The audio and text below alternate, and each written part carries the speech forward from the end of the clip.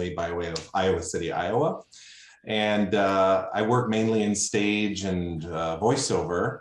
Been doing a lot of anime work lately, and one of the latest things I did was they did a Blu-ray redub of Venus Wars, and I got to play Kurtz in that, which was really cool.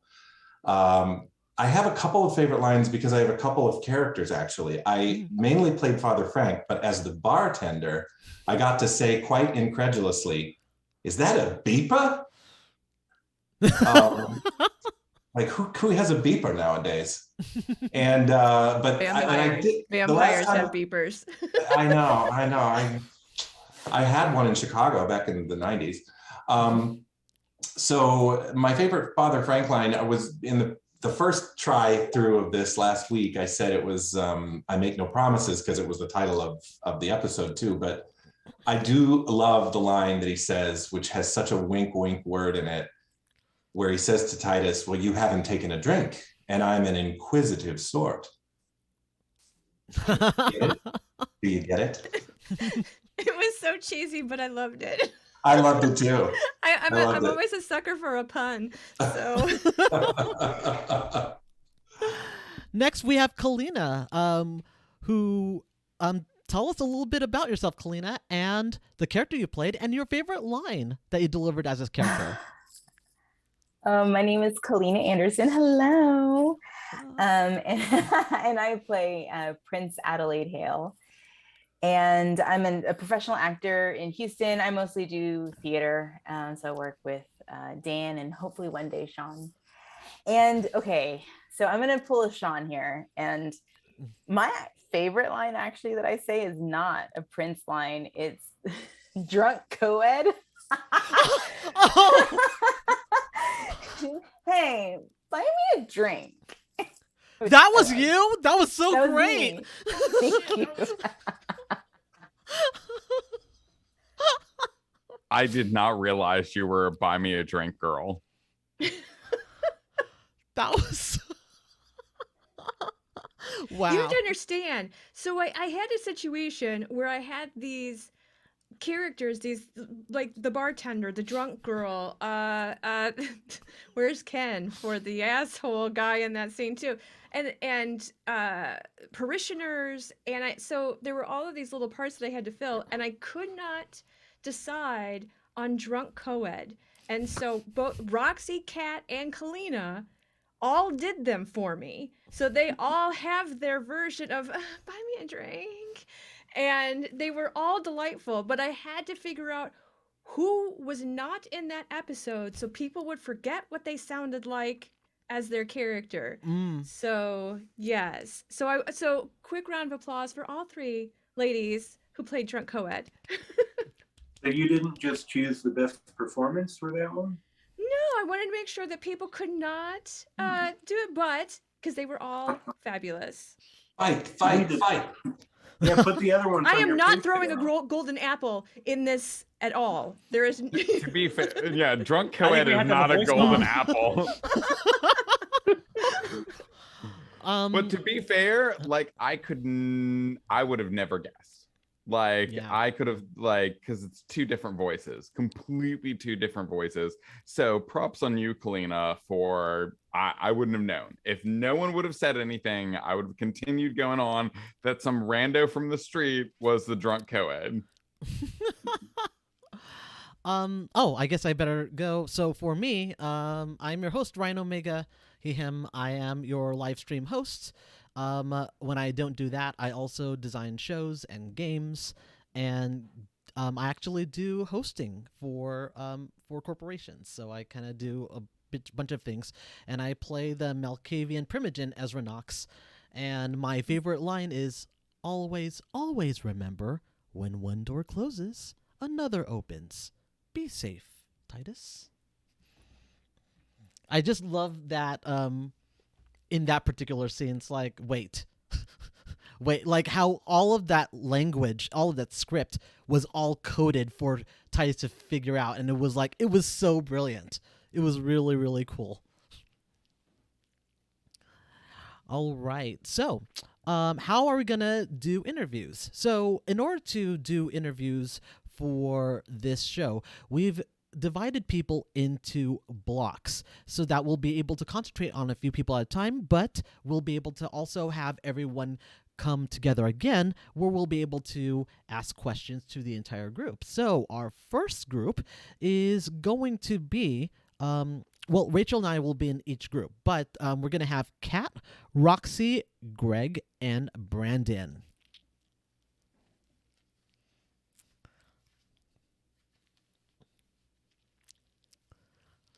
Hello. Oh, Are we look supposed at to start? that. Hi, everybody. Coordination. Hi. Hello. All right. So we have a few questions from chat. Let's see if I could find them here.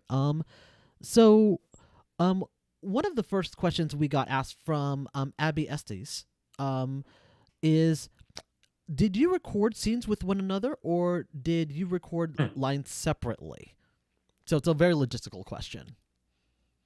Anyone is free to answer. Sure. First, hi, Abby. Second, no, most of us were separate, and much to Rachel and Brandon's horror, I am sure, because that meant that the audio quality for every single person was different and had to be matched up to make it sound like they were in the same place. In my case, especially, Dan and I were supposed to sound like they were in the same car, and that must have been a nightmare. So there were some people that actually did get to record together, which I am jealous of. There were some people that, like Janika and I, did have the same recording space, but we, the closest we got to doing scenes together was sort of virtually, but not in the same space. What about you, Kat? Oh, that's a coincidence. I was about to raise my hand. So I was in New York and recording in a studio that I built in one of the old closets in my parents' house. And I was not recording live in the same room with someone, but I was very lucky that I had Dane on a call for the entire time. So I was hooked up to Rachel's computer and she was recording on her machine through my mic, through my machine, because magic. And luckily Dane was there. Most of my scenes where I have a back and forth are with Dane, or with Titus. So it ended up being a truly lovely experience because it was just me and him and Rachel recording and directing. And it was very focused, and it was just really pleasant. They're super wonderful, kind people. And so while we know that the magic that Brandon and Rachel did with the editing, in terms of acting, I was super lucky to have Dan there for all of my scenes, but not with anybody else. I don't have a ton of interaction with anyone else. So it worked out really well for me. All right. What about you, Roxy? I was in the same room with Rachel and Dane. That was an honor. I was also She's in Houston with us, so she was able to come over. We got some dinner. Hooked her up to a mic. Yeah. I enjoyed the setup. It was very, very precise. Like everything was set up perfectly, and she was very good with coaching and getting me through each scene. And yeah, I'm amazed at how wonderful it is. It's just, oh my goodness. I can't believe I'm here. I'm still in shock. Let me see. We have a question in chat from JNox20XX. How did each of the actors approach developing their characters' voices? Let's start off with, let's go in reverse order. Roxy. So for Erin, she's a little bit different than I am. I had to find that side of myself where it was less happy and sweet Roxy, and I had to kind of dive deep in there, and I lowered my voice a little bit, and I of course would prepare myself before I would record it with different sorry, I'm a little nervous. I'm stuttering. yeah, so I just did my best and reached somehow deep inside and found Erin, and she came out. Nice. Greg. Sure. So funny story for how I got involved in this in the first place was that Rachel and I were talking on the phone, and I was a little under the weather at the time, so my voice was a little deeper than normal. My phone voice is already kind of deep, and Rachel was saying, do you maybe want to act in a thing, do some voiceover? And so for Glass, it was a combination of being sure that I was using a deeper register than normal, and also going pure smarm as much as possible, and just never really letting go of the sort of like kind of asshole tone. And yeah, it was a lot of fun. So Kat. So the big thing for me with Rebel is that she has capabilities that I will never have. And I like to think of myself as not a tough person, but a powerful person. And I'm 5 feet tall and like 100 pounds. And I cannot damage anyone, even if I wanted to, which I often want to. And the thing about Rebel is that she 100% can do extreme damage, especially to mortals. And I had to think about, well, how would somebody talk if they had the complete confidence and knowledge that they were not really in any danger from anybody, and they could handle any situation? If talking didn't work, punching would work. And I had to just really, it became very calm, which is not what I'm like. And then the only time that I wasn't trying, so sorry, to summarize, I suppose I was trying to be tough as opposed to act tough, just being, existing in this confident, casual state. And then the only time that I didn't do that was when I 100% did a Batman impression when I got to say, "That's not justice, it's vengeance." So, I'm Batman. I loved it though. I loved it. It had such that like it's vengeance, and I was like, Yeah. oh yeah. If you're gonna say vengeance, if you're gonna say it in a role, you have to mean it. Because how often are you gonna get to do that? Rachel, I know that you created this, but I'm curious how you approached role playing or doing the voice for Marlowe. Oh, well, so the great lesson that I learned in this was not to play a character in the thing that you wrote, the thing that you're doing the dialogue edits for, the things that you are creating the sound effects and having to edit together, because what happened was I could not listen to myself. And so, and because when I was editing everybody's vocals, there was a level of separation. Like I could pick the best take. I knew what I wanted the person to sound like. I knew how I wanted the scene to flow. As soon as I was in there, I knew I was in there. I was so focused on whatever that dissonance is. I'm sure it's when actors see themselves in movies and stuff. It's the same thing where it was too jarring that I couldn't be unbiased about what I was doing. So I still tried to do the best I could, but Dane and we recorded as we edited, as we released. So everyone was recorded up into, what was it, September? I think it was, or just the beginning of September. And then I started editing and releasing the same week. Also, we won't be doing that again. Just FYI.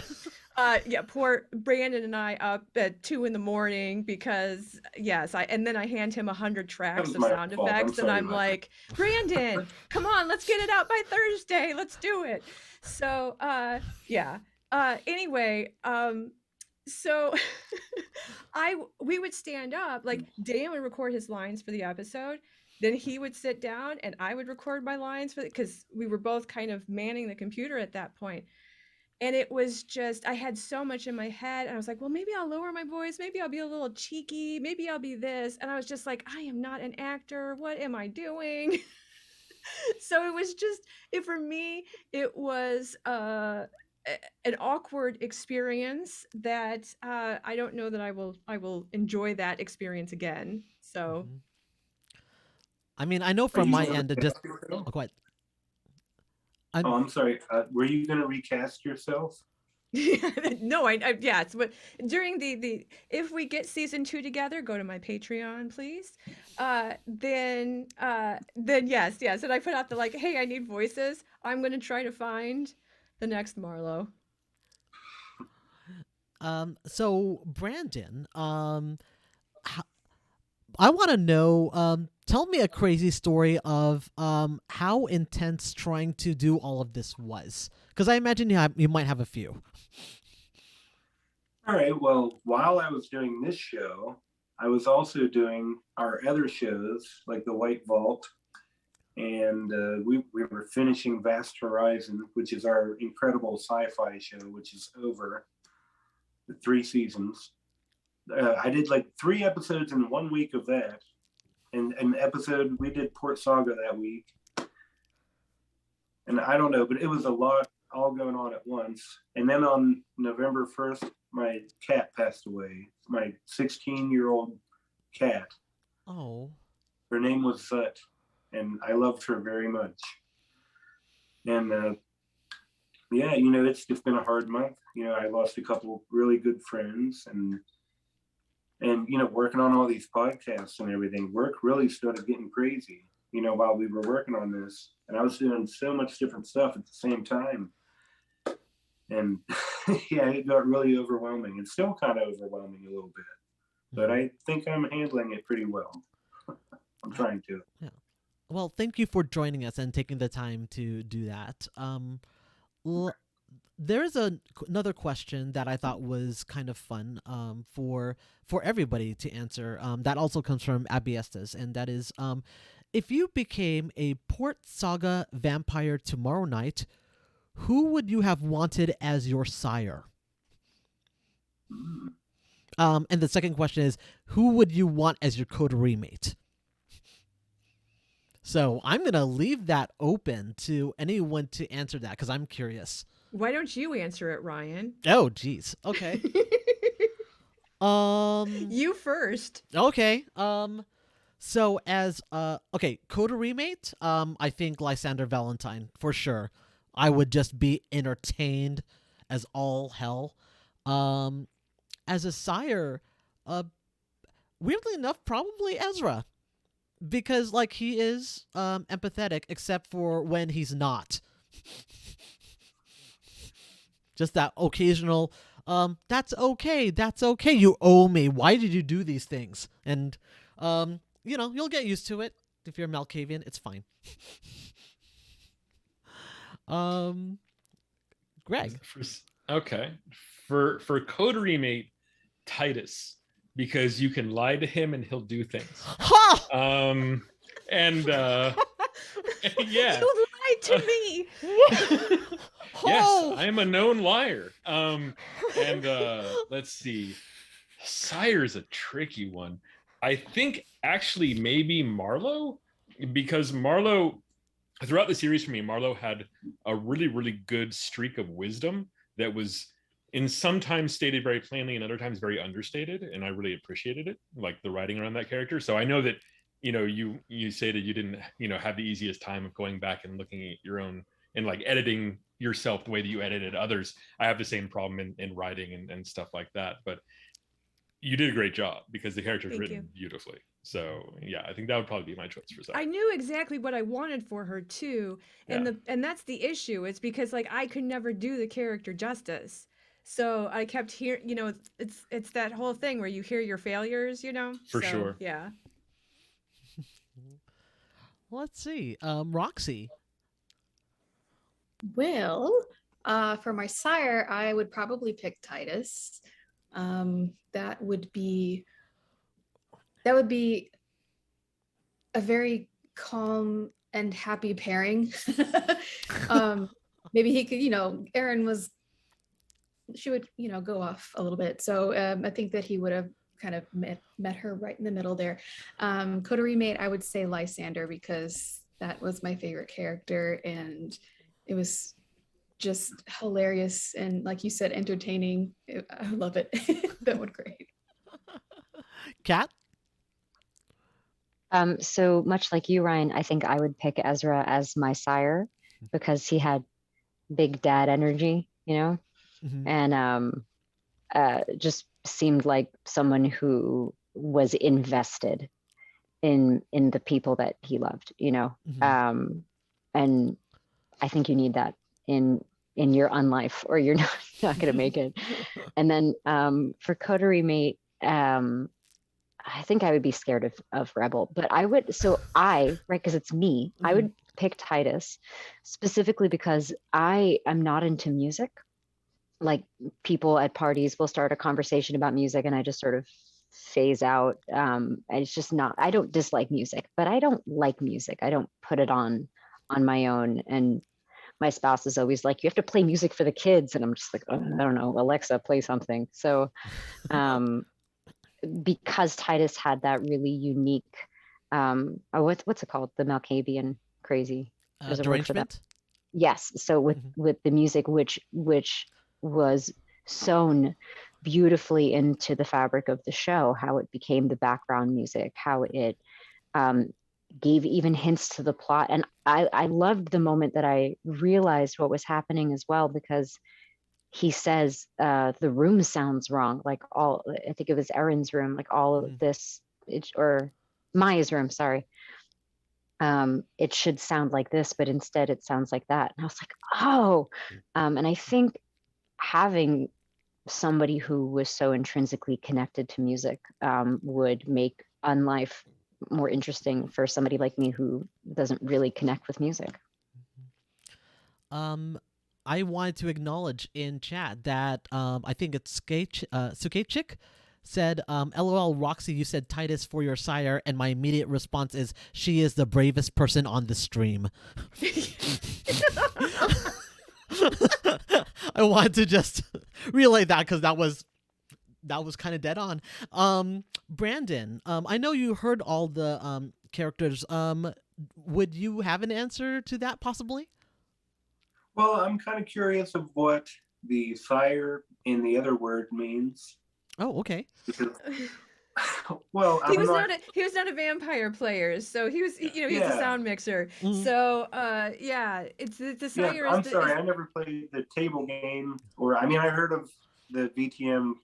I think it was Bloodlines on the video games consoles when I was a young child. Oh, I guess I'm out of touch. I'm sorry. It's your maker. You watched True Blood, though. We talked about True Blood. Your sire is your maker. Oh, okay.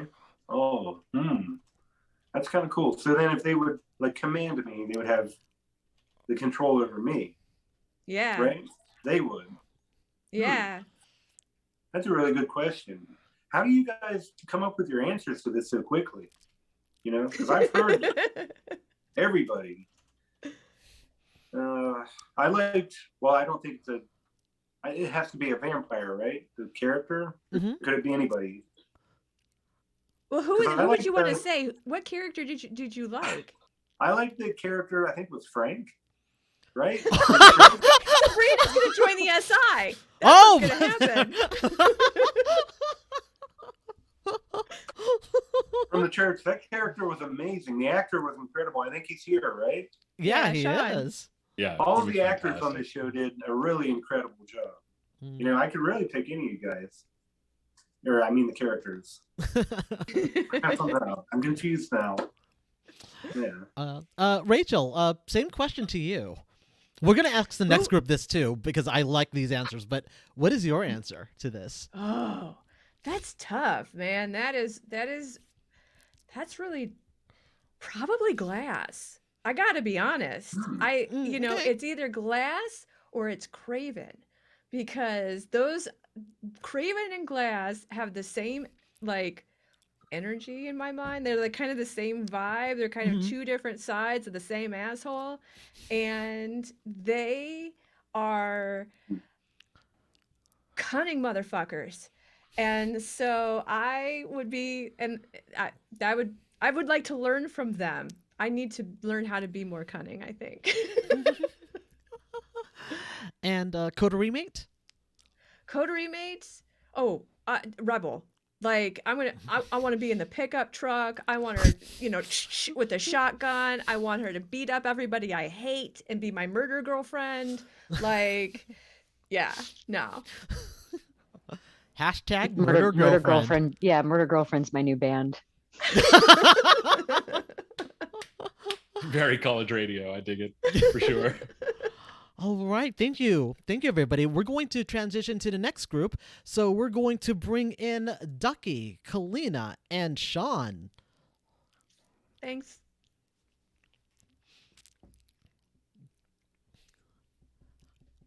Hello. Hello. Hello. So Hello, everyone. Hello. So we're gonna continue with the same questions because I kind of love them. I'm gonna start off with Kalina. Kalina, who would you want as your sire? Who would you want as your coterie mate? Okay, Brandon, do not feel bad. Everything I know about vampire comes from this podcast. Which is a shame because I am a tabletop gamer and all of my friends know about vampire, but not me. But from what I gather, I would want Ezra to be my sire. There's something very gentle and warm about Ezra. Oh, okay. You asked a brave question, so I'm gonna ask a brave question. What is coterie? Oh, okay. Your coterie is who you pal around with. So when you are first embraced as a vampire, there are usually people that are also embraced around your age. And if you don't have like folks you're already into or kind of a clan-based coterie, the prince will come in and say, "You four, you're a coterie now. You're together. You are a group. Go do shit." And so it's really who would be your buddy in the buddy system. Yeah. Who would be in your squad? Yeah, Rebel. Right? We need Rebel, we need Prince Hale, and we need who would be our third? We need I would have Rebel, Zelda, because Zelda can teleport around and that weird ghost thing. That's true. Zelda, yeah, would be great. Rebel, Zelda, and Frank. Don't have Frank. I'm gonna kill everybody in that group. But you're on to something. I would take Frank's we just take sitting Rebel. there. Francis is just sitting there waiting to be like, all right, so holy smite. I'm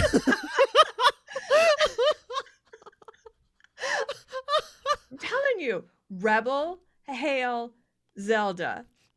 Like, you don't want to be with those badass bitches? Yes, you do. Yes, you do.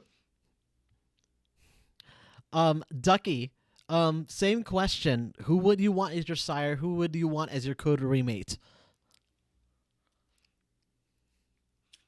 If I was going to be embraced as a vampire as Ducky, I would be honored to serve under Primogen Glass. Oh, God, Greg, I am a known liar. Like, yes, baby, just fucking get it. You realize that we would be like vampire siblings at this point too, which would be awesome. Rachel, aren't we already? Yeah. Fair. And I will answer the second question this way from Lysander's point of view. I do not want to be involved with fucking Titus and Rebel, but I know those motherfucking bitches gonna pull me into some fucking shit. So it's coming. If I was gonna end up in a fucking coterie with some motherfuckers, it might as well be squirrely ass Titus and that bitch over there, because she can fucking throw cars. Okay, so at least I know that my ass has a better chance of living. Thank you. Except your own clan's gonna have a problem with you, but that's okay. We can work it out. Oh my God, poor little Marlo and her feelings and that old motherfucker. Cool. You know what? They can eat my entire butt pussy. You know who Lysander Valentine cares about? Lysander fucking motherfucking Valentine. Did I have to say it 3 times? Yes, Love him and so his much. 2 packs a day. Of course, that's what he cares about. Thank you. Sean, same question. Who would you pick as a sire? Who would you pick as a coterie mate? Well, I'm a huge vampire lore fan, but I'm kind of like Kalina in that I only know a little bit about the Masquerade, and only through this play, or this audio drama. But I think interestingly, I think I would choose Marlowe to sire me, because if she just was fearless and was always like there at the right time, and she sort of like was there when all the stuff went down at the end, and seems to be the one that did it. So she's very someone I'd want to be with to protect me. And then, oh my God, Lysander for sure as my coterie mate. That guy is a party in a box. It's a big box, baby. Oh boy. Like we always joke about the OnlyFans Port Saga version. It's gonna be oops all Lysander. You make it sound like it's not ever gonna happen. How those pictures coming, Ducky? Oh, I'll just say this: December 1st is going to be a very delightful day for you. So I keep trying to make Ducky, and hopefully we will get this made. But I really wanted to make the Seasons of Valentine perpetual calendar.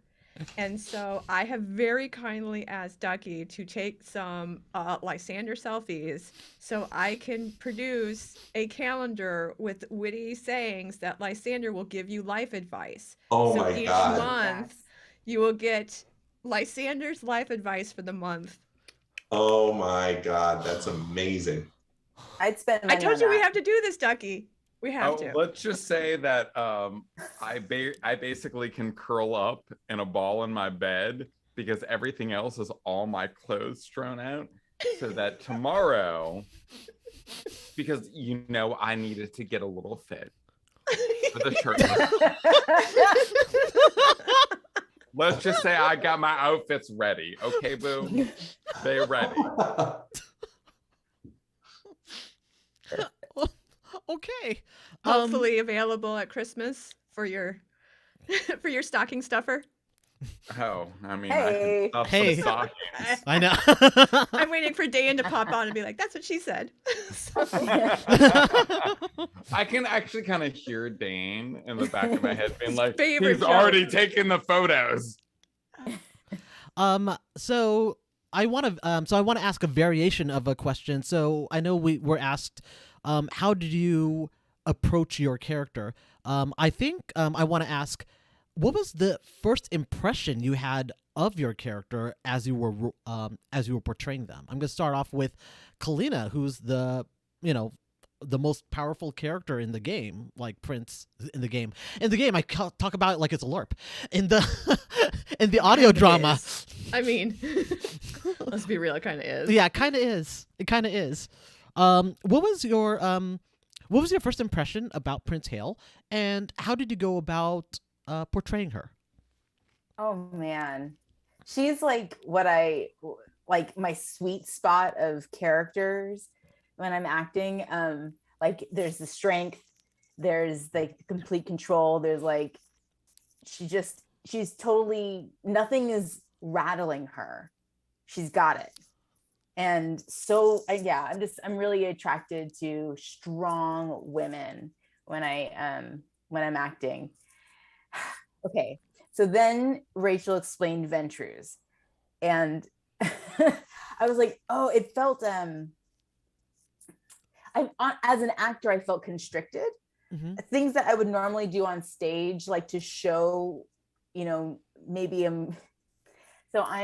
side note, I am a sci-fi nerd. So I'm thinking like Spock, like Vulcan. Mm-hmm. Okay. I get that. Yeah, I get that. Yeah.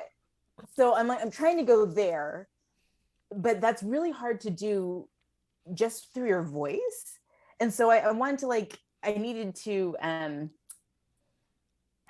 I found it challenging, and trying to work the challenge of making this character rounded and you understanding her motives and her drive, while also, honoring her as a Ventru, but not sounding crispy and just like dead. Yeah. It makes sense because it's very easy for someone to portray that and be flat because there's no depth, and yet you still, through your voice, commanded an authority, and this was a person that you would meet. It wasn't like a dead delivery of "I am a Ventru." Like, it wasn't that at all. It was great. I also think when you're talking about Venshu, it's not that they don't have emotions. I know, like in the greater LARP sphere, there's a lot of thought like they their emotions are kind of dead, kind of like the Spock Vulcan you're talking about.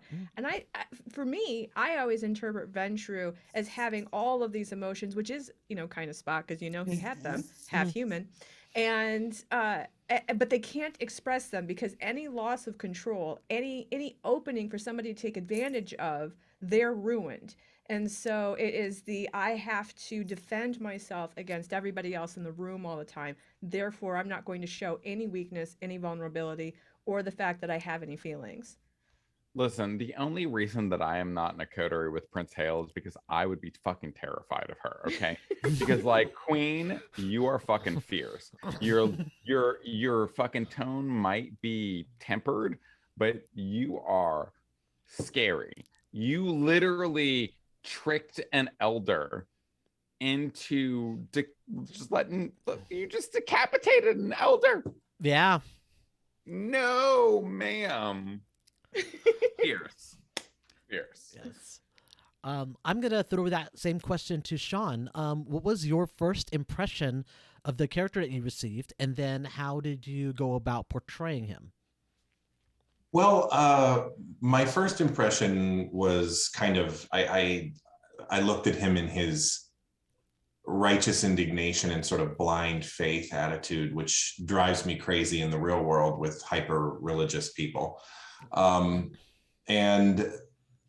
then I realized, through working with Rachel too, like how his past with this whole weird family that he and Titus lived with and were sort of stuck with, and his just anger at the world. I can see why someone like that would find solace in some really structured religion.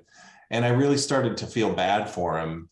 And especially at the end when Titus, well, like towards the middle, when he wanted to hurt Titus and kill Titus, and he says, "You're just I can't remember the specific line, but you're just a pile of bones surrounded by rotting flesh, wearing the face of my friend." And I mean, that line right there is where I felt like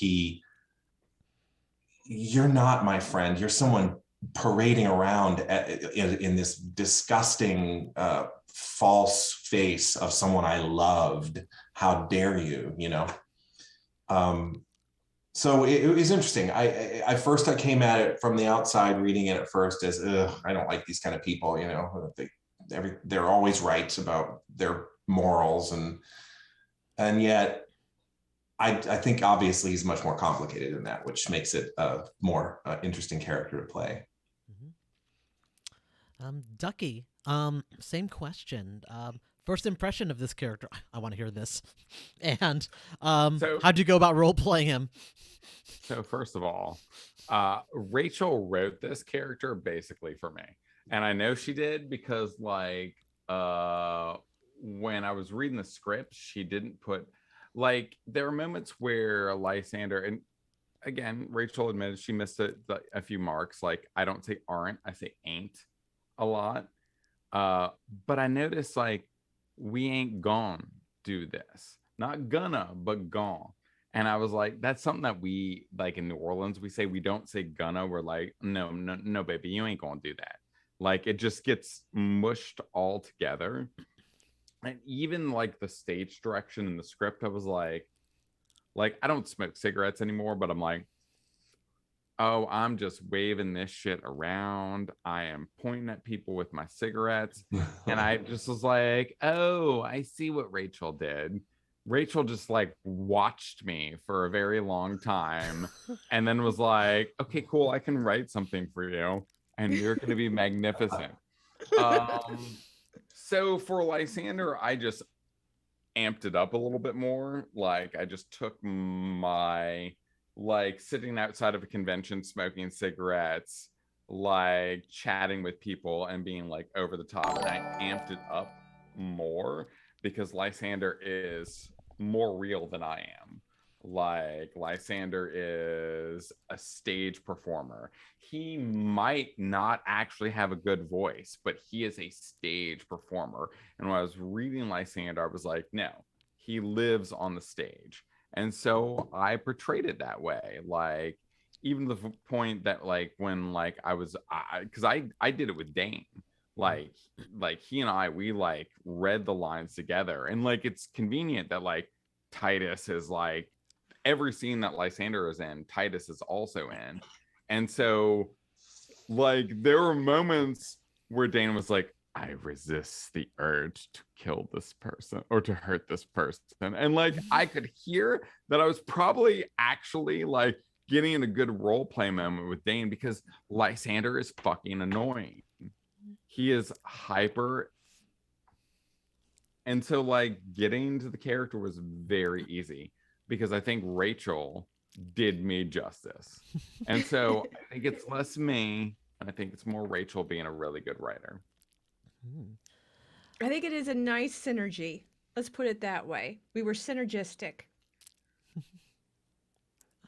All right, baby, if you want to talk about synergy. There's a question from Super Ratford. Following the Titus musical theme, if you could pick a song to describe your character, what would it be?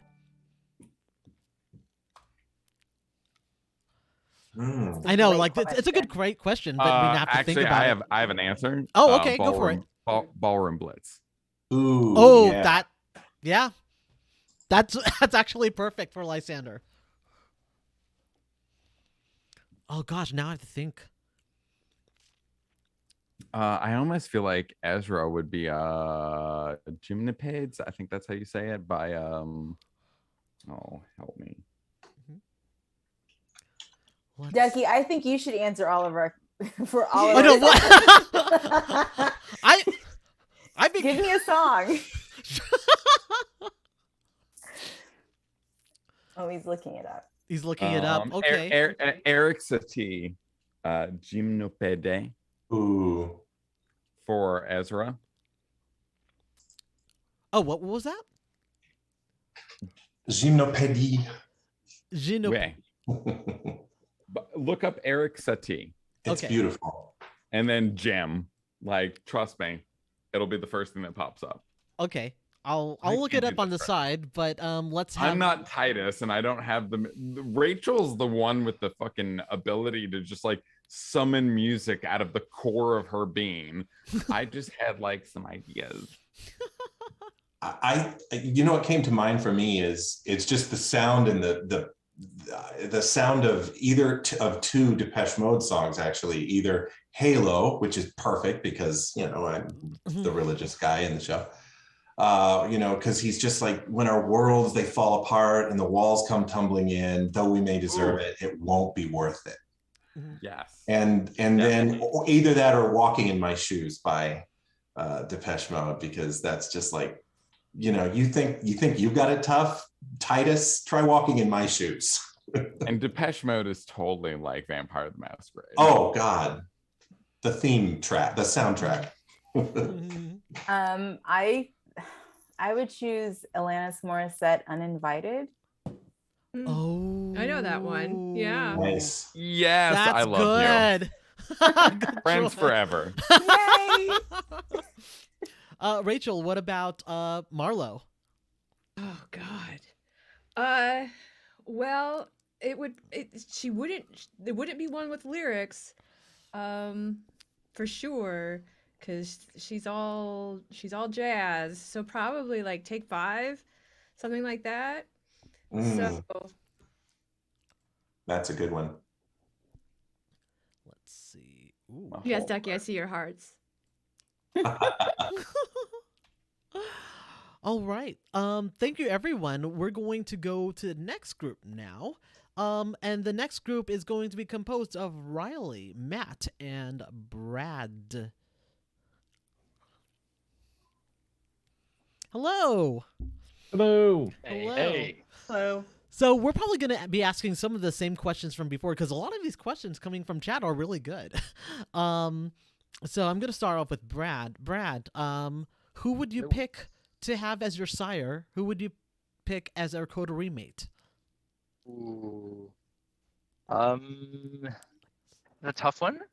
Maybe as Messiah, because I'm a Toreador at heart, I would probably have to go with Marlo because she also did hit tags with a car. And that was pretty badass. I gotta tell you, so I don't mean to interrupt Yo. you, but finding the sound effects, trying to dig out sound effects for the right sound of smashing his legs was an interesting, because I had to find the car crash, the wall, and the bone crunch at the same time, and it was a lot. It was I spent a lot of time on that. It needed to be perfect. It And was. yeah, so thank you. And coterie mate. Coterie mate. Tough question. Look. I think Rebel is the badass, so I'd have to go with Rebel. Nice. Good choices. Rebel. Yeah. Matt, same question. Who would you pick as your sire? Who would you pick as your coterie mate? You know, everyone's going for what I think to be very nurturing choices, but I think if I was a vampire, I'd be here for a good time, not a long time.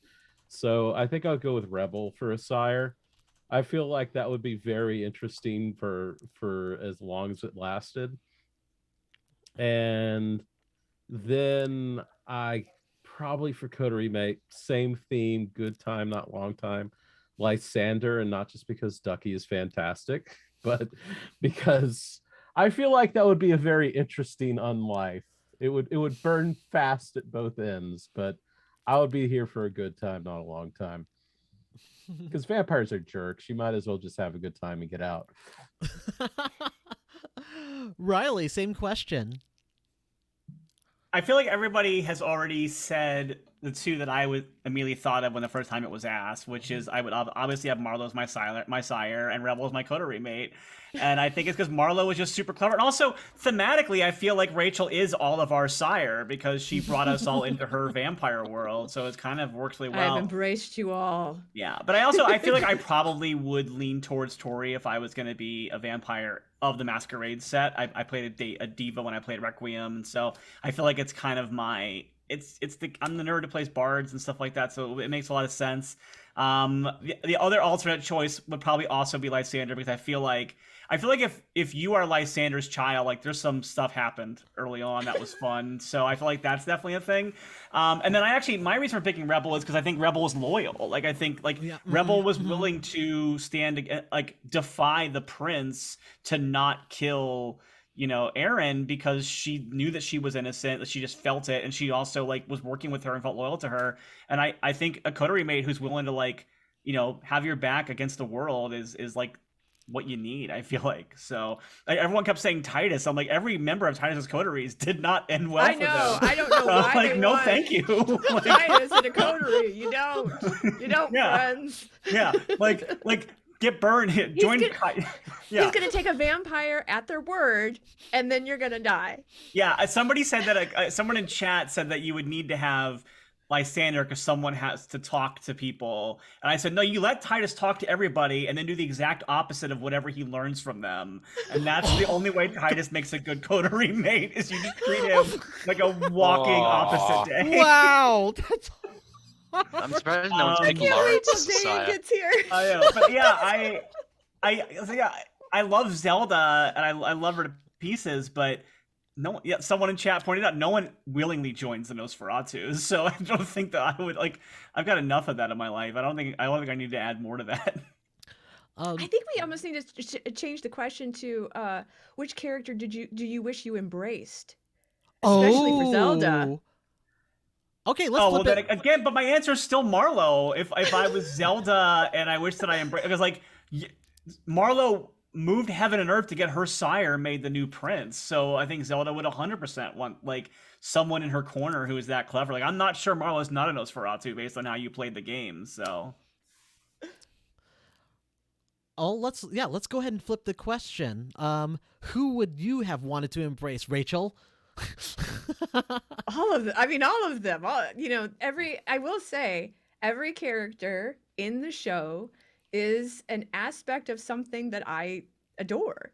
So there's a little drop of, I don't want to say there's a little bit of me in all of you, but spit take from Brad. Thank you very much. But there are aspects that I like. Every character has a value, a principle they live by, a rule they live by, something like that, and their entire character is constructed kind of around that nugget. And so that's why it's like choosing between your children. Who are you gonna, it's impossible. Let's see.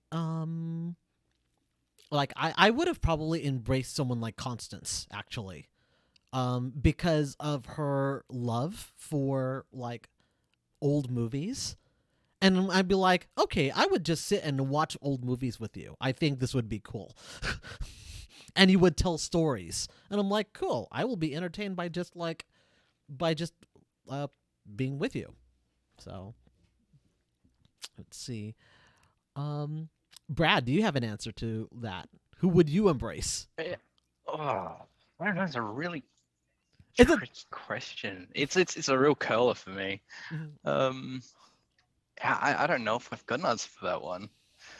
Although, like, the one question that's been bugging me on the show, I want to know who embraced Lawrence, and I want to know the story of how this Malkavian got pushed down this line of such a high humanity bend and wanting to resolve things and wanting to protect people in his own story. And that's the story that's like super fascinating for me, of what happened to Lawrence to make him want to protect people and save them in his own twisted way. And so that's what I think about Import Saga, for me anyway. Matt, same question, because I'm curious what you would say. Who would I want to embrace? Oh, Prince Hale. Absolutely. Yeah, that makes sense. She's a badass. She knows how to negotiate. She's obviously been taught well, obviously. So if I was responsible for that, I'd be proud of it. So yeah, Prince Hale all day. She's one of the few truly competent vampires that doesn't get everyone around her killed or killed themselves. Kinda. I'm going to ask another question that was asked earlier. What was your first? I'm going to start with Riley. What was your first impression of the character when you received her, and how did you go about portraying her? Well, she was presented to me as being cunning, so that was kind of like the pitch when I was talking to you and then Rachel via you about the character. So I already kind of had that aspect of it. And then when Rachel told me that she was born in the 20s and embraced in the 50s, I got the idea of doing a mid-Atlantic transatlantic accent in my head, which I think is really fitting for Zelda because it's a affected accent. Like, it's not a real accent that like comes out of any sort of actual culture. It was basically created as like a way of like through voice training, and it was a performative accent. And I think that makes a lot of sense for Zelda, because I was saying one day to Rachel about it, I don't think we've actually heard how Zelda actually sounds. I think Zelda is almost always like putting on a voice to put people back on their heels. So that's kind of how I came in with it. And then so I very much had her as this very cunning, kind of it was a little harsher when I came in, and Rachel actually really like I really think that Rachel being there for directing during the recording process was like a godsend, because I know that if I had recorded it all on my end and sent it to her, I probably would have gotten an email like, "Yeah, can you do it all over again?" So because like one thing immediately was like Rachel really worked with me to like raise my register a bit, because my natural speaking voice is fairly deep, and sometimes like I think I'm afraid to go too high because I'm afraid it sounds like falsetto. And so Rachel like really worked with me. Like we found the exact right pitch and like kind of lived there for a bit. So yeah, it was a whole process, but I think ultimately I love where it turned out. But I definitely came in a little more cunning and monstrous as a base, and Rachel was like, everyone in this game is a monster, so you're gonna have to like be a little more natural in how you like, you don't want to be too sinister sounding because then you're gonna be like everybody. So it was a good like process to get through to find where she is now. Yeah, I loved Zelda's voice. Like, it was so good. It's so distinct. It's really good. It was definitely jarring for me because I don't like hearing my own voice anyway because I get like dysphoria from it a little bit. But it was like very jarring because everyone else was playing very pretty naturalistic like tones of voice, and then Zelda would come in and just be like, I imagine her if she wasn't a vampire, if it was like an alternate universe version of fanfic, I think she'd almost be like Lucille Bluth, where she's the person who comes in and is just like kind of like, here we are, like kind of like completely just that's kind of how I felt. Or maybe Moira Rose actually might be a better example of someone who's a little too big for the room. And yeah. The thing that I love so much about Zelda is that no one has seen Zelda except Zelda. Zelda is the only one that knows who and what Zelda is, totally comfortable with it, but everything is a choice. And that's why I adore her. I mean, even the hat she wears, even the where she stands, everything she is doing is a choice. Yeah, and that's actually why I think the transatlantic accent was exactly what I went with, because it's a conscious decision to use that accent if someone's doing it, and it also felt fitting for the time period where she would have been like in adolescence, like in the 30 years of her pre-life. It's like what she would have thought of as like a very performative voice. So.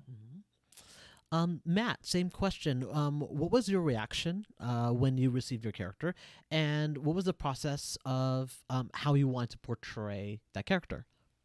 So I got a little bit of insight from Rachel, and actually Usher was kind of hard to portray because he has so few lines, that he's such a presence in the story. Like, he acts more, or you see the aftermath of what he does more than he actually hear him talk. He honestly gets more descriptive text out of Titus than than any actual lines. So that meant his lines mattered a lot. And I started focusing on the fact that the Banu Hakim are judgmental. They are, but Usher came off as very matter of fact. And Usher, I wanted to convey, divided the world into two groups: people who are paying him and people that don't matter. And I think that's pretty accurate in all things. Yeah. It's who has paid him to do this thing, and how is he going to end up on top? Exactly. You know?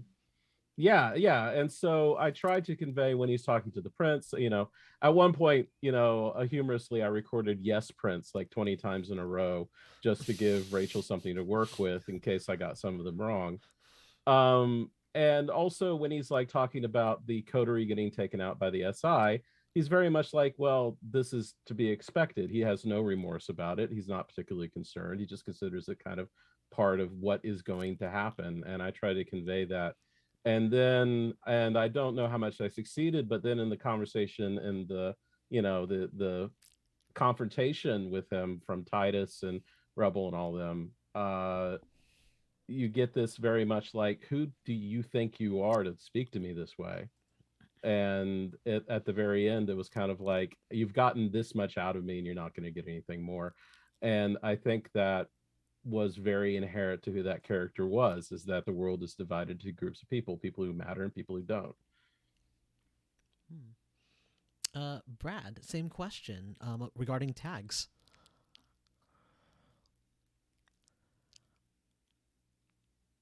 Sorry, muted there. So I was sort of approached for tags about everyone needs someone to play a thin blood street kid, and so I was pretty excited about the whole concept. I did immediately say, I have an Australian accent, is that going to be okay? So that was the first thing that I sort of talked to Rachel about when I got offered the role. But I sort of read tags as this kid who was defeated in many ways, but like still kind of pushing back. Like he's like, yeah, I've taken this brand, I've taken my licks, I've taken what it is, and this is the reality of my shitty situation, and I have to deal with it. It was actually funny when we started recording it. I actually got notes from Rachel that I was lucky enough to record live with Rachel, even though I'm in Australia, through the magic of the internet. And yeah, I was playing tags too cool. So we sort of like shook him up a bit more, that he was a bit scared. And so he was nervous. And so we just like amped up those nerves and that like tension for him. And he kind of came out sounding a little sad as well. Like he was dejected, which I was really happy with how we came to that point. But yeah, we did a couple of takes to get us to that point. And I really enjoyed the character as a challenge. I'd never played a Thin Blood before, and I always like playing like maudlin kind of characters with this depth, where there's something that's happened to them that's got this torture or got this problem for them. So it was yeah, a wonderful experience. Nice. Let me see. There was one other question I cannot remember what it is. I believe it was a question that we asked before. Oh, the musical question. If you were to pick a piece of music that would represent your character, what would that music be?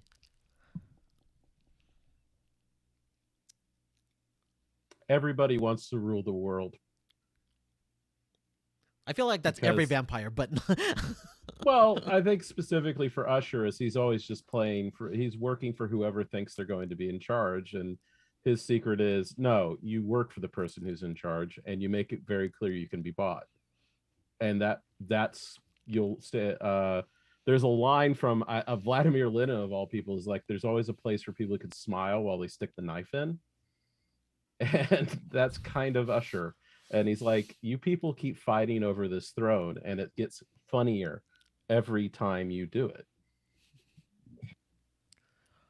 There's no song for Zelda. I think Zelda operates in absolute silence.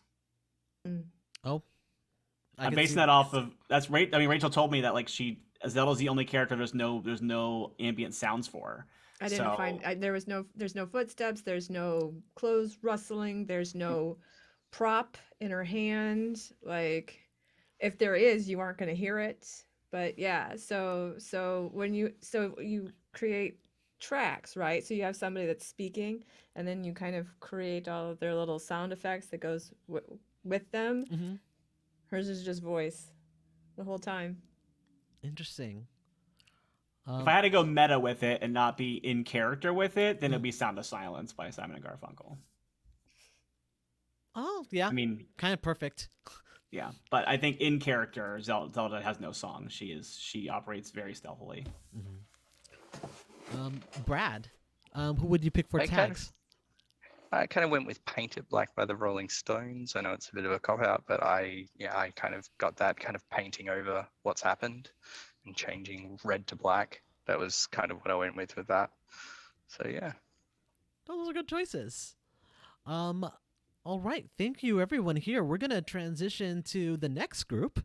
So that next group is going to be Dan, Janika, and Andrew. Hey, y'all. Hello. Hola. Hola. ¿Cómo está? Así. Instead. So, first of all, Janika, welcome. Hi. Hi. Let's have you introduce yourself. Tell people character or characters you played and your favorite line. This is easy. To be corrector, I play both Maya and the courier. Mm-hmm. My favorite line is Splash House.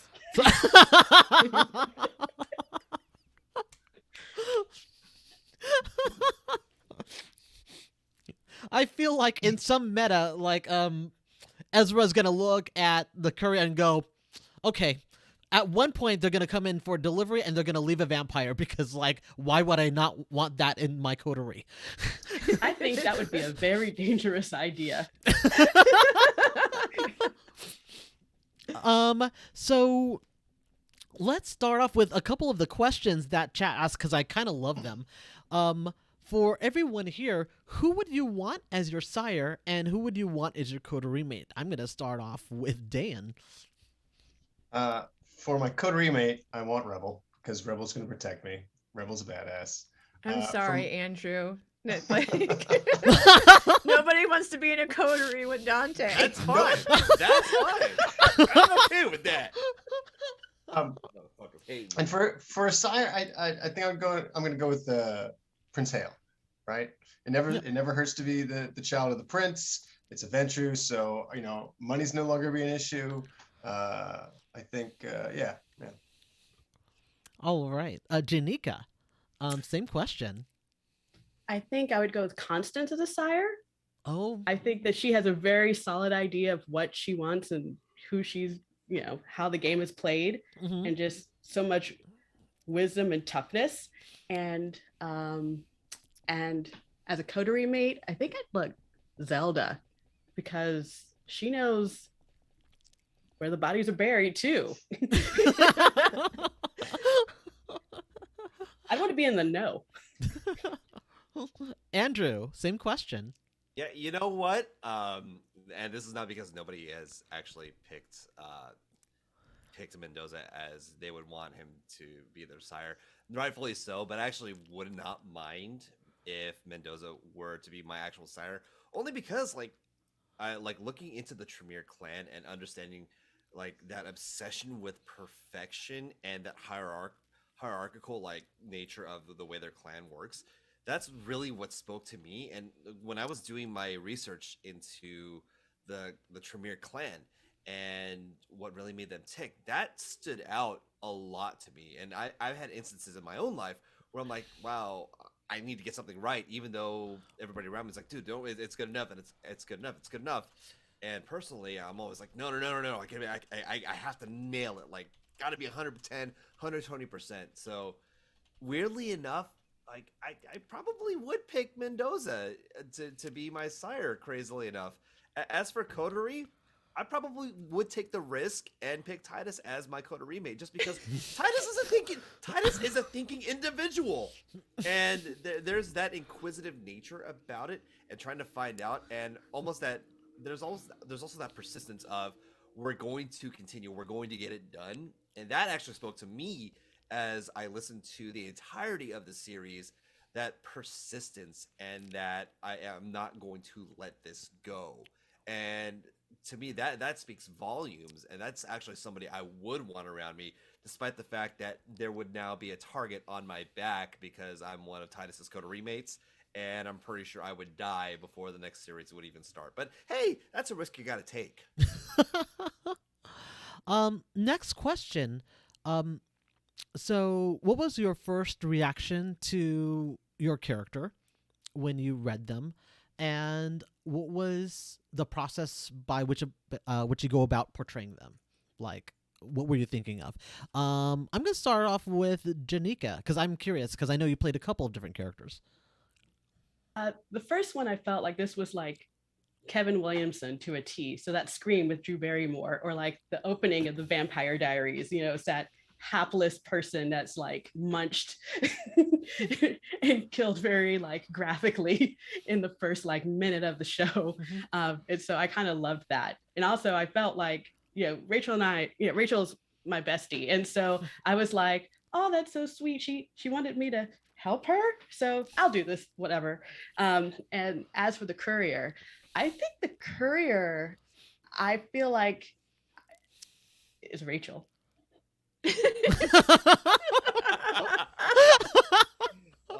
It's Rachel if she didn't give a damn about what everyone else thought. Nice. Thanks, Janika. Thanks. Yeah. I even thought it was you. When I first heard it, I was like, did Rachel copy over my lines? And then I realized in the course of the recording, because Dane was kind enough to help me, it was I just pulled that out, and I was like, oh my God, because Rachel, I thought it was you when I first started. So this is every phone call that we've had? Yes. Pretty much.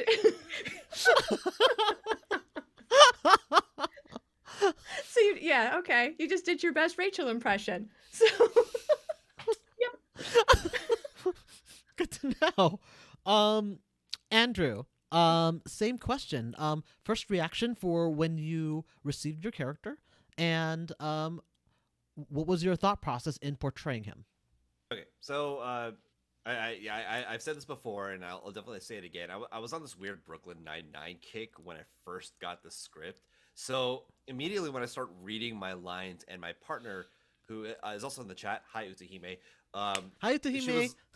she was listening to me read the script, and immediately my voice started getting like really deep and really low, and like all of a sudden, like my mind couldn't stop thinking Captain Holt from Brooklyn Nine-Nine. So that was like the initial thing that I went with. But then when it came to actually doing the lines and getting them out, one, there's no chance I'm matching his basso profundo. So I tried to make it a little more natural with the guidance of both Rachel and Dane when we got to recording. And I found a second inspiration in Giles from Buffy the Vampire Slayer to really put that sort of fatherly figure in the context of Dante Mendoza. And there was one other reference that I found in episode 10. I didn't get to say this before because when we did our previous interviews, episode 10 hadn't been released yet, but with episode 10 coming out, there was this sense of Agent Smith in the Matrix Revolutions, especially with that reveal, like Sasha, Aaron, Lawrence, like just rubbing it in and trying to push that in Titus's face, like, this is all your fault. This is the cause of it. I am the villain. You're staring me in the face. And that was really what it was, that mishmash of those three characters that really spoke to me, along with my own personal feelings with my own father, who obviously served father figures, and my own father, and the way he's guided me in my life, and also the way that he's reprimanded me for things that I've done in my life. So it was this mishmash and this hodgepodge of all these different characters and all these different life experiences, and these literary figures that I pulled when I was reading it. And thankfully, like I said, again, with the direction of Dane and Rachel, it just seemed to breathe new life beyond what I had initially thought. And when we got to the recording, I felt I hadn't felt magic like that in a long while. So that's where I came from with this. Aw. Dane, same question. As the focus character, what was your process into developing Titus? So I got a little bit of a sneak peek on sort of where this was going as Rachel was writing it, and we had talked about needing someone to do the lion's share of the work for cheap. So I was the first on that list for free. For sure. And so I'm like, okay, you want me to do my like typical John Wick badass, I'm a vampire. My name is Titus You understand Reed. that Day in LARPs combat characters nonstop. Like, what is the most min-maxy clan in which I can have all of the cheese and be a crunchy beat stick? Let me do that. So Rachel's like, no, that's all wrong. Bottom of the food chain, right? And the idea was that, she was like, this is CW, not HBO.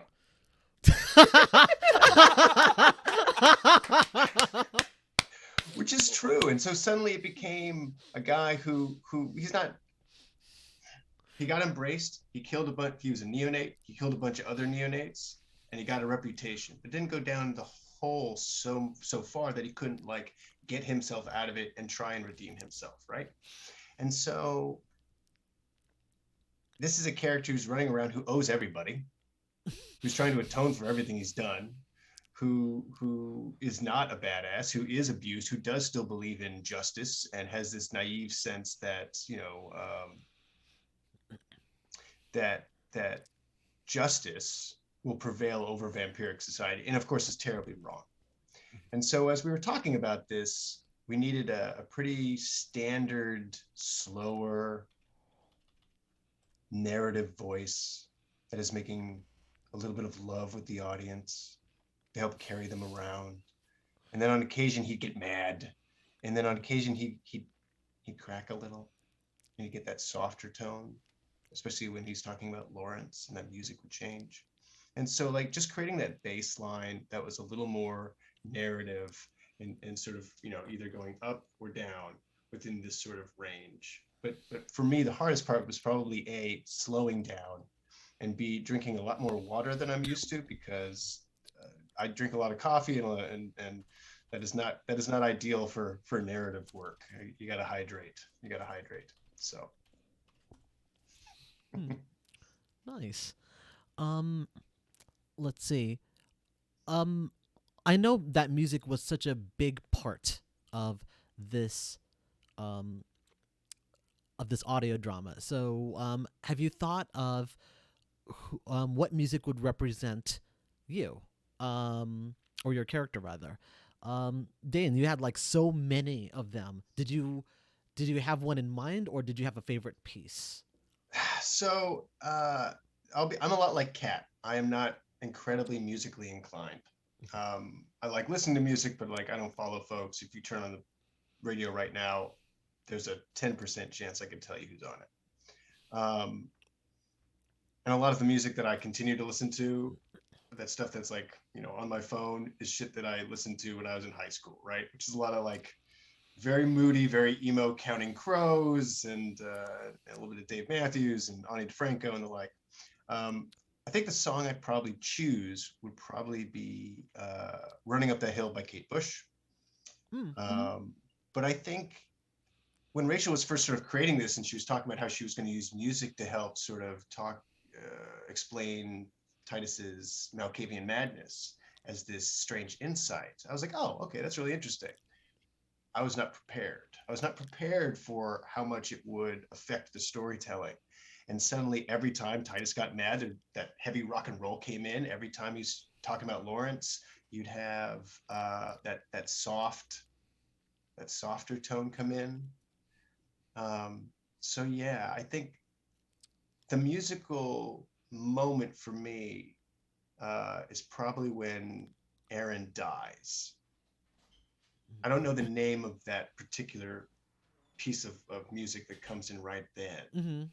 Rachel could explain that one, but that's the one that like sold me, like, okay, this is something pretty fucking special. Janika. I think for Maya, the song for her would be Ex-Girlfriend by No Doubt.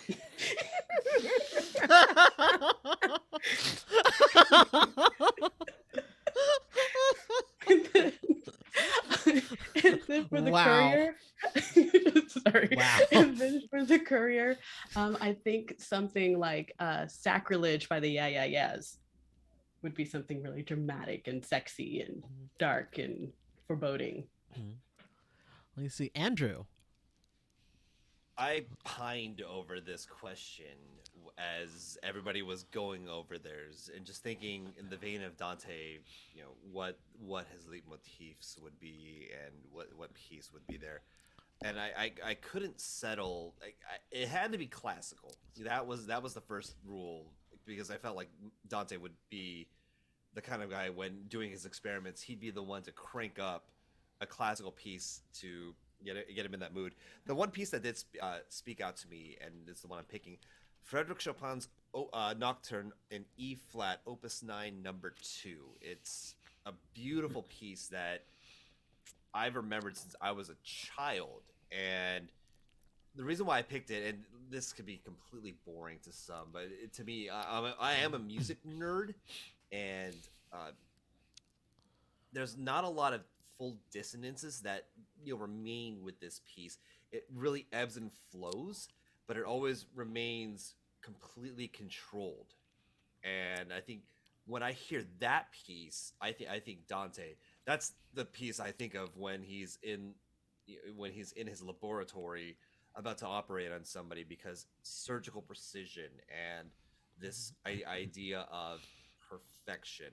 And I think it would have been Chopin's Nocturne in E flat, Opus 9, number 2, or Vivaldi's The Four Seasons.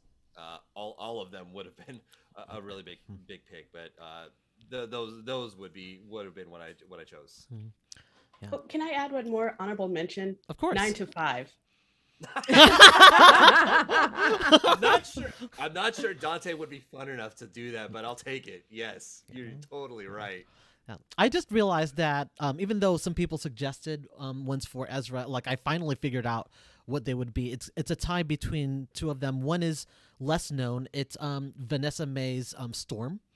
If people are familiar with it, it's actually Vivaldi's 4 Seasons sped up to techno, and in the middle of it, like you hear like a mirror breaking in the middle of it. In the middle of very rapid pace violence, because not that Ezra is himself frantic, but that's what he hears almost all the time. That's what he's surrounded by. The other one is based on the fact that he was embraced in the 60s in Berkeley, and I think it's probably come together by the Beatles. Like, just like, there's like a very ease to it, but a slightly sinister undertone, which is weird because it's all peaceful, but it's like something feels just very off for that entire song.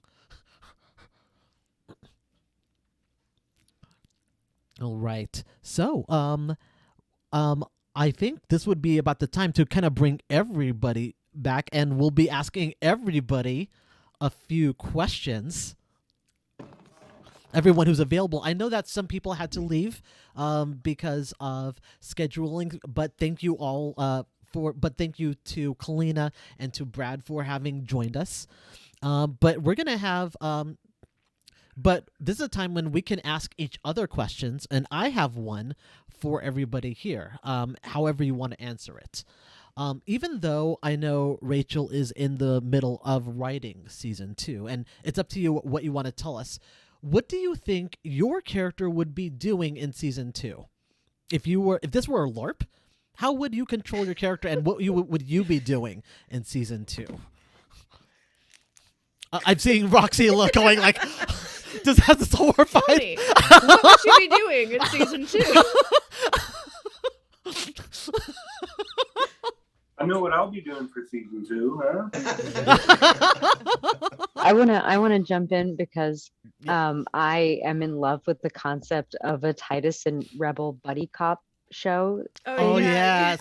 I had so much fun quipping and going back and forth, and like so she's not the sheriff anymore, right? So I don't know what's gonna happen with her, but like if I could go have justice focused adventures with Titus, that's what I would do for Rebel. Oh yeah, don't worry. The Rebel Titus, I mean, episode 8, 9, and 10 was basically subtitled the Titus and Rebel buddy cop show that Rachel wants to see on television. So Can I just say that I really hope that those two characters love hanging out, because, well, it just so happens that Glass owns a considerable amount of boons over a particular person in that duo. He might need some things to get done. And those two can get things done because Titus will be the distraction, and then Rebel will be the wrecking ball. We'll do the thing. And I'm here for it. Yeah, that's the subtitle of our Titus TV earlier, show. you send him get in to things talk to done. people. Titus owes 2 majors to Adelaide. He owes essentially a life boon to Constance, and he owes however many 4 years worth of boons to Glass at this point. Yeah. Oh yeah. Yeah, I feel like I don't even know. We have to know though? Does Titus realize that though? I mean, as an audience member, I kind of hope the audience gets the whole like, I wonder who could have done that. And Glass is like, hey kid, how you doing? Yeah.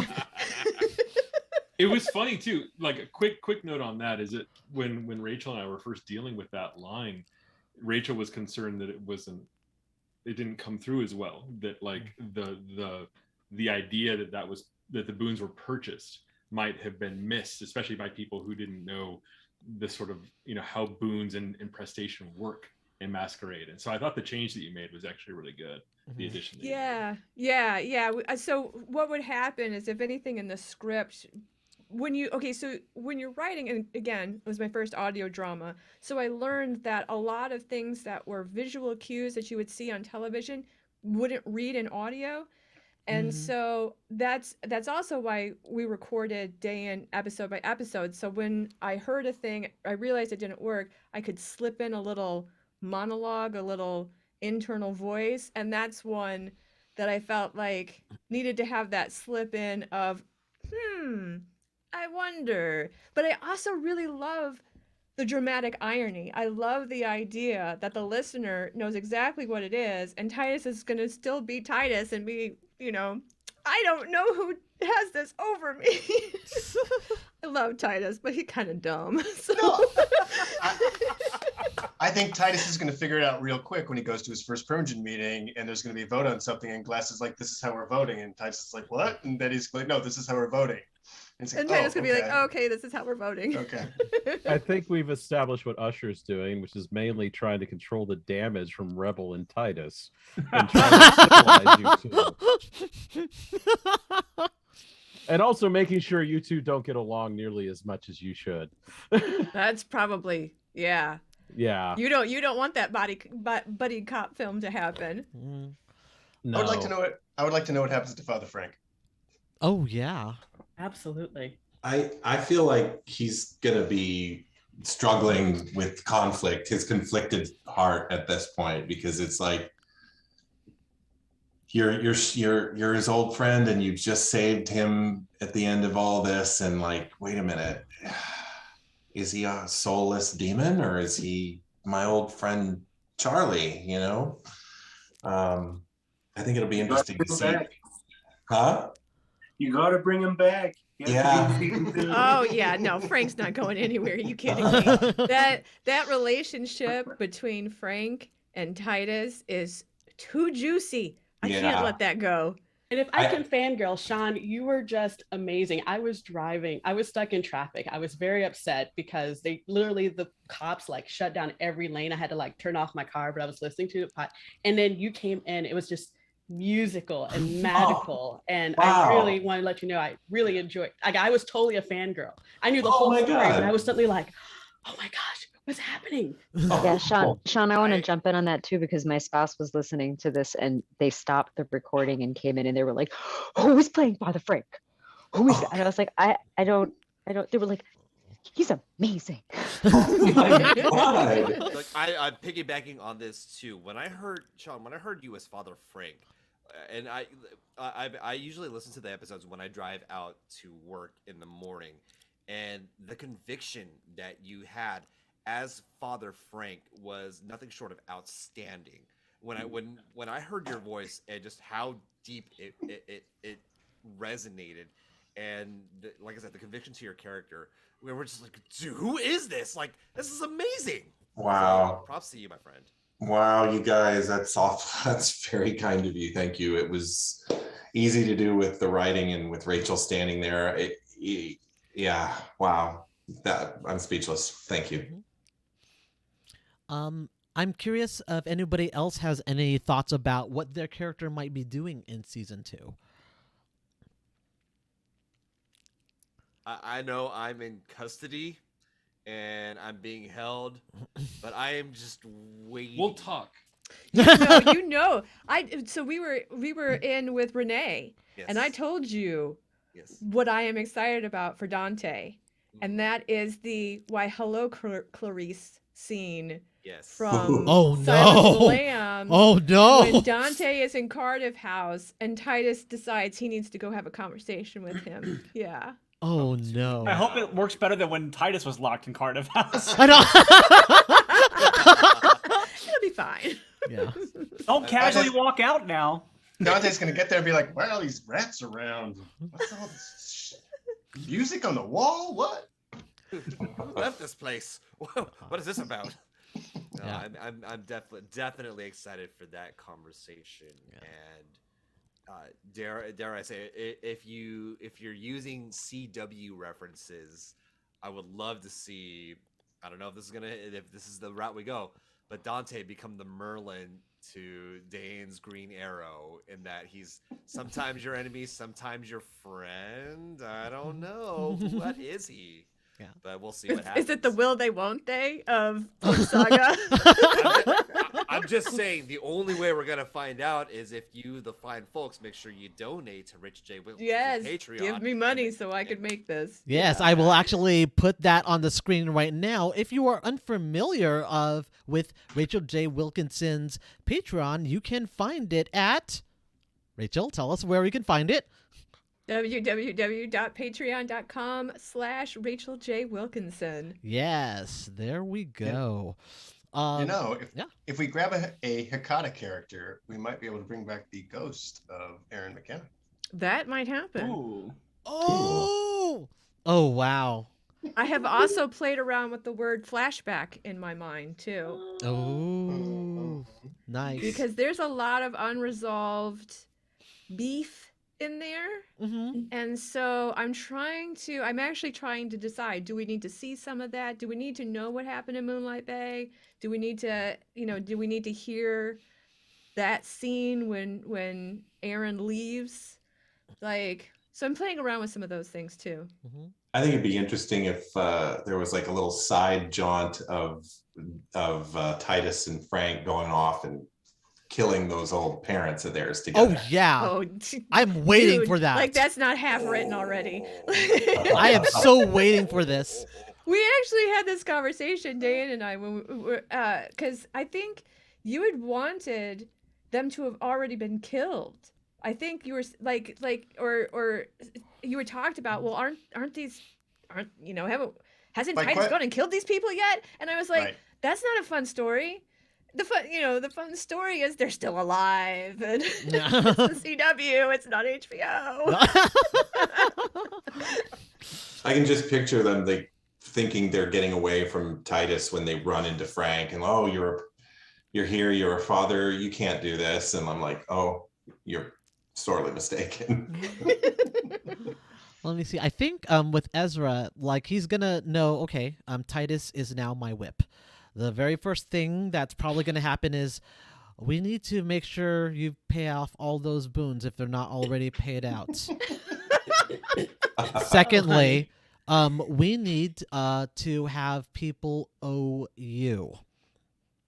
And I think that's where, so Ezra, I think Ezra is a Primogen for a reason. He might be like dad energy, but dad also goes, let's make sure that you get paid, son. We're gonna create a budget and we're gonna put you on it. We're gonna put you on a budget, and we're gonna make sure that you do these jobs and they pay you for it. And if not, we're gonna tell you why I suddenly switch into angry dad mode. I love how Ezra does just will be consoling in one sentence and the next sentence go, why did you do this? So I feel like there's gonna be a switch there somewhere. But yeah. Riley, curious, where do you think Zelda would go in season 2? I think you'll find out when Zelda wants you to find out. Good answer. Best answer. Good answer. Best answer. Why would Zelda ever telegraph her actions ever? Yeah, that's actually how I feel about it. I feel like I don't have an idea, me personally, where Zelda's gonna go, and I feel like Zelda already knows. I think Zelda's gonna keep doing what Zelda has been doing. It's been working out great for her so far. And yeah, I do wonder, less of a what's gonna happen next kind of thing, and more of a what already happened is Zelda who let Glass know about all these boons that are from Moonlight Bay onto Titus, because is that why she got Zelda, she got him to tell her his past, and so that's why I think that for me, I think like I said earlier, I think Zelda thinks information is more important than boons. But I actually assumed that. Yeah, that's kind of So I just if you think about that, Zelda handed Glass's list. Glass found out, how did my list get in Titus's hands? Mm-hmm. Oh, I bet I know who that was. I'm gonna go have a conversation, and Zelda's gonna be like, yeah, okay, maybe that happened. but hey, now I've got this for you. Get off my back. Yeah, which I think was her plan all along.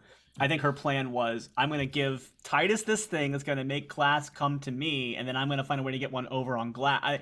I guess I think Zelda's smarter than Riley is, so I think Zelda.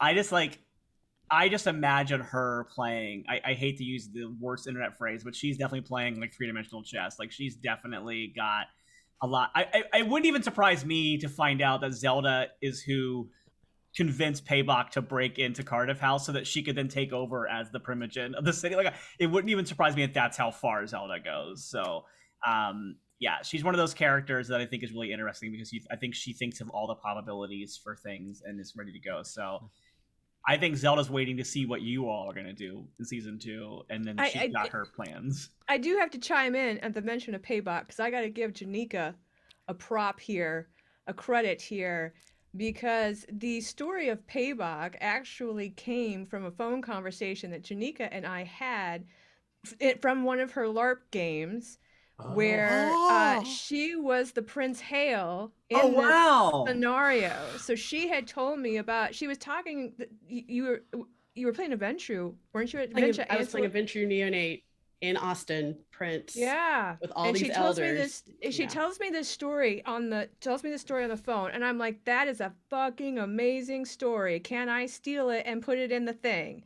And she said, "Yes, go right ahead." So I tidied up the story a little bit for the audio drama, but yeah, I wanted to know who was the other character, who played that other character. The other character that the one that got tricked. Yeah. I don't want to say his name. Okay. Fair. He never fair. forgave me. Yeah. That was reals, that was not negotiated. He never forgave me. Oh. He stopped playing shortly afterwards. Oh no! I saw him years later at Gen Con, and we were cool. But it's just he just never. Because I mean, guys don't think that girls are smart, and guy gamers, I just think they really thought I was dumb. I mean, I don't know why I would be like, hey, do you mind if I like stake you publicly and make it really gruesome? But you're so important to me. I would never, really kill your character. And he was like, yeah, let's do this. Oh, okay. And it just never occurred to him that I was role playing and that I was a diabolical Ventru. But it's he was the strongest character in the domain. No one else could have taken him. The only one could have taken him, he was staked. It was I mean, it was just I fell in love with the story, and I was just like, it has to make it into something. And it was perfect for Hale, because I had to find a way to show that Hale was merciless, because she had there had to be the conflict of, she was in this coterie with Lawrence, so Lawrence was her buddy cop show, right? So, and now you have this kid of your coterie mate coming in here, and you have to give so much a length of a leash, and room here. I was afraid that she was going to lose her teeth in that it was going to be really easy for a neonate to come in and say, oh, I'm getting away with all of this stuff. And so it was just a really great way to show that she was still merciless, was still a Ventru, and to have the reason why Zelda was going to, Yeah, we actually recorded I think the line that I recorded the most takes of was Zelda saying, "The Nosferatu have not forgotten Payback," and it was like, I think we had a lot of extra time at the end because we did expect to get through the story of Payback so quickly, and so then at the end, Rachel was like, "Do you want us to do a bunch of different takes?" And I was like, "Sure." And we did that line where she sometimes it was way more of a fuck you, and other times it was a little more just relaxed and just a very calm way of doing it. I don't remember which version ended up ultimately. It was the sweet version almost. There was a certain sweetness. There was a sweetness and malice to it. It was the combo at the end that was, yeah. It was a nice fuck you at the end. So. Yeah, it was really wonderful. And I'm the opposite of that guy from your game, because I've had a DM or a storyteller in a mage game who did that to me with a different kind of character, where led me down this whole pathway and gave me a storyline, and then completely flipped it on me, and I've never forgotten it as one of the greatest things that's ever happened in a role-playing game. So it's like amazing how people will react to things differently. Because yeah, it sucks to have your character get killed, but if you're gonna go out, what a spectacular way to do it. So I guess a couple of questions for Rachel. I'm gonna ask one from chat. One is from Super Rat Lord. I realize it's Rat Lord, not Ratford, so my apologies for that. How did you manage to stand out in a market that seems oversaturated with VTM actual play content?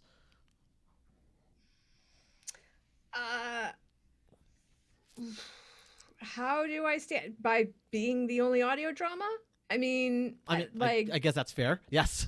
that was sort of my idea. Now, I will say that there was a lot of pushback in making this, that I did get told by a few people that nobody would care about it. And I decided that was not going to be the case. So, yeah, because there was this idea that people were into either actual plays or lore deep dives. Those are what seem to populate. That it's all we're going to talk about canon material and what it means for canon material, or we're going to talk about this improvised playing. And I believe quite fervently that there is room to have these stories in these radio plays, and I hope to be doing more of them. And I also thought that there was a need for a story that was actually crafted. And I think that's what I've been missing from my Vampire the Masquerade life, I guess, or vampire life. I want a crafted story that is thoughtfully created, that has threads that you can follow through the whole thing, instead of a spattering of encyclopedic knowledge or people playing a game which a roll of the dice is going to change the storyline. Those lend themselves to different interests, different fans. But I wanted something that was cinematic. You definitely achieved that. Listening to it, it does feel like the vampire games that I have played. Like just the way the politics happen, the way and the thought process behind all of these things. And it's kind of amazing, and I'm honored to be part of it. Well, I mean, you all did an amazing job. Like, how wonderful is it to have this thing that is living in your head come alive and be out in the world, and to have people care about it. So that's the part that I think is really sort of amazing, and I appreciate everybody's hard work. And every time I said do it again, and because there was